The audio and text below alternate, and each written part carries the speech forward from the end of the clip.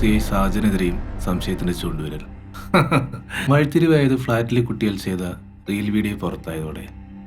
അയ്യോ, ചിരിച്ചു കഴിഞ്ഞെങ്കിൽ നമുക്ക് പോയാലോ? ചിരി വരുന്നുണ്ടോ? ചിരിക്കടാ, ചിരിക്കണേ. നിനക്ക് റൂബിന്റെ സ്നേഹയുടെ കൊലപാതകത്തിൽ പങ്കുണ്ട്. അതെന്താന്ന് പറയാതെ നീ പുറലോ കാണില്ല. അനിൽ, നിങ്ങൾ എന്തായി കാണിക്കുന്നത്? എന്നെ തല്ലേന്ന് പറ സാറേ. എനിക്ക് കൊലപാതകളെ ഒരു പങ്കുമില്ല സാറേ. നിങ്ങൾ എന്തിനാ അയാളെ ഇങ്ങനെ ഉപദ്രവിക്കുന്നത്?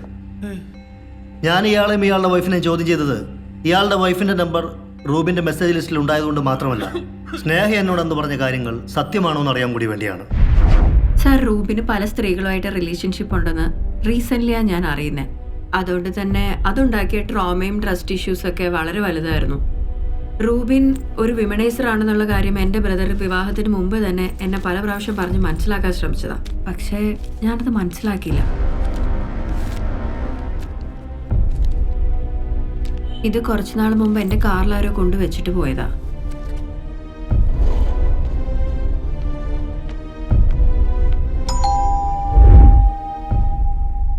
സ്നേഹയുടെ പരാതിയുടെ അടിസ്ഥാനത്തിലുള്ള അന്വേഷണത്തിന്റെ ഭാഗമായാണ് ഫൈസലിന്റെ ഭാര്യയെ ചോദ്യം ചെയ്തത്. ഇതുവരെ ഈ കൊലപാതകവുമായി ബന്ധപ്പെട്ട എല്ലാ സസ്പെക്റ്റുകളും പോലീസ് എത്തുന്നതിന് മുമ്പേ കൊല്ലപ്പെട്ടിട്ടുണ്ട്. ഇനി ഈ കേസുമായി ബന്ധപ്പെട്ട് ഒരു കൊലപാതകം കൂടി നടക്കരുത്.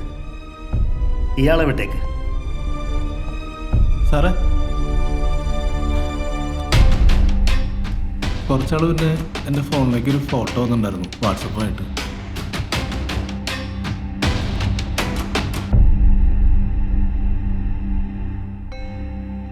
ഈ നമ്പറും ആ ഗുണ്ടകൾക്ക് കോൾ വന്ന നമ്പറും ആരുടേതാണെന്ന് ഉടൻ തന്നെ കണ്ടെത്തണം. ഓക്കെ.